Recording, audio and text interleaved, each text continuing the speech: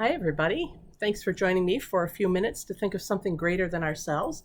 Although, actually, today I think it's going to be thinking about ourselves. It's going to be talking about how we physically cope with what's going on around us.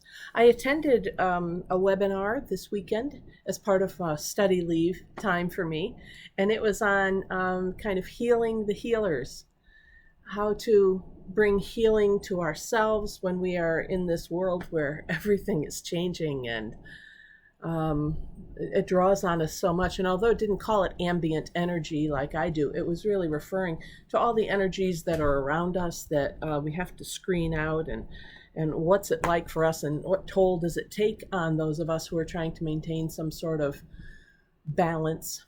And they gave us an example. We've all heard about the horrible story about the frogs, who get in the boiling water, and they get in water, and if you heat it up slowly, they don't know that eventually they're being boiled to death because they just adjust.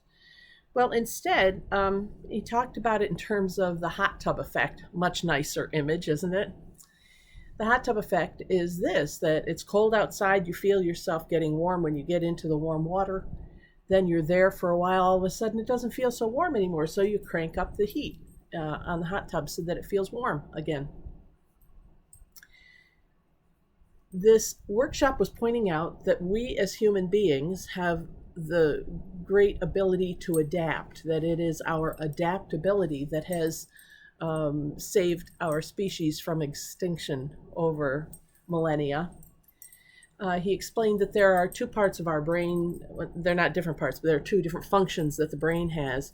One is to think slowly, to rationally work through things and help us to come to grips with them. And the other is the immediate response. And he said, you don't want to confuse them. If you're about to step out in front of a truck that's coming at you, you don't want the slow response, right? You want the rapid one that pulls you back.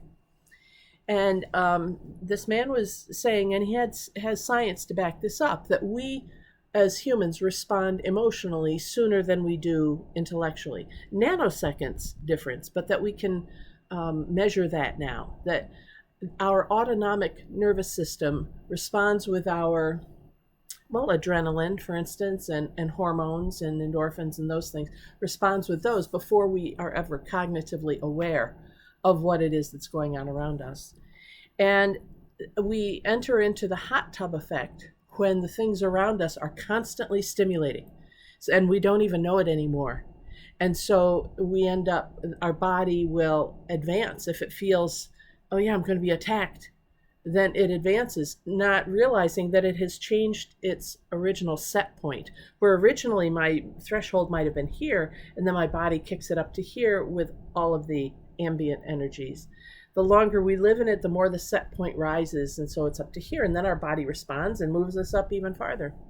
And that's what causes the increased confusion, the increased irritability, the increased exhaustion, the increased fill in the blank, whatever it is that you're feeling, whether it's, anxiety or hopelessness or anger or frustration. All of those things seem to be increasing, and the reason that they are is because our set point keeps getting changed because of the gift of our adaptability. So what we want to be able to do is to reset the set point, get everything back to where it is normally. And there's a very simple way to do this that he had us experimenting with. We should take our hand, and I'm going to invite you to do this with me. Take your hand, either one or both, and place it over your heart chakra. Close your eyes, and you're going to breathe in, let's say over the count of 5. Okay, so breathe in. 1, 2, 3, 4, 5. And breathe out. 1, 2, 3, 4, 5. And keep doing that. Whatever length of time you take to breathe in, use that to breathe out. 5 seconds is a good length. Do it again. Just keep going with that while I talk, all right? Breathing in and breathing out. You want it to be symmetrical, the in and out to be symmetrical. whatever time you take breathing in, breathe out. And you will feel everything starts to relax. You're telling your body, we are telling our bodies, to just breathe and to be rebalanced. We don't have to think about anything special. We just have to think about taking the same time to breathe in that we do to breathe out. And as you do that now, I want you to speak out loud, whatever that is.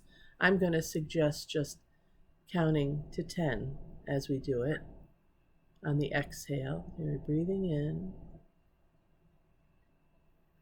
out, 1, 2, 3, 4, 5, 6, 7, 8, 9,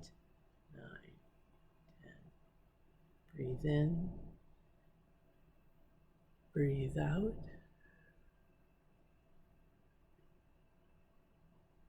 Breathe in, and this time as you breathe out, say out loud the Lord's Prayer.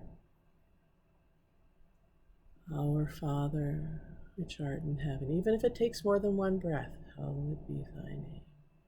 Thy kingdom come, as it is in heaven. Give us this day our daily bread. Forgive us our debts as we forgive our debtors. Lead us not. Well, you get the idea. The more we do this, the slower our speech becomes, the slower our thinking becomes, and our body resets the set point for what is normal. Now, I've been trying this just for a couple of days, and it seems to be working. And this practitioner said that if we do it consistently, initially we'll have to remind ourselves, like write yourself a note, program it in your phone to do it, either at high stress times during your day, or I guess it would be or just periodically every couple of hours. And if you do that, after about the 5th or 6th day, you really won't have to remind yourself, because the body will be craving that reset of the set point. And keep doing it, and after a few weeks of doing this, our bodies will have a lower set point.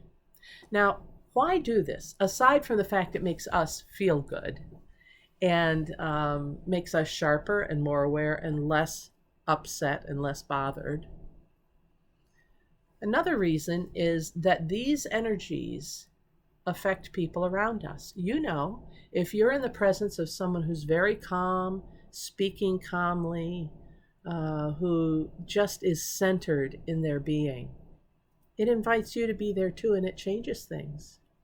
So we need to do this so that we can send these ripples out into our community, our family, our city, even the larger world. They're not wasted. So that's the message for today, something to practice. This intentional breathing to reset our set point.